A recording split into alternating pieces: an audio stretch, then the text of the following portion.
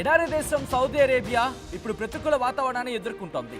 మరి ముఖ్యంగా గత కొన్నేళ్లుగా, అందులోనూ గత 6 ఏళ్లుగా ప్రతికూల వాతావరణంతో ఇబ్బందులు ఎదుర్కొంటోంది.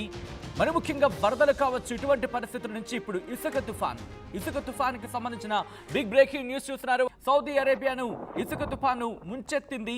రాజధాని రియాద్ను పూర్తిగా కమ్మేసింది ఇసుక తుఫాను కారణంగా జనజీవనం స్తంభించుకుపోయింది. జజాన్, ఆజిర్, అల్ బహా, మక్కా, అల్ ఖసీం నగరాలపై విరుచుకుపడింది తుఫాను. ఒక్కసారి ఆ తుఫాను ప్రభావాన్ని మీరు చూస్తున్నారు. ఇది పూర్తిగా ఇసుక తుఫాను.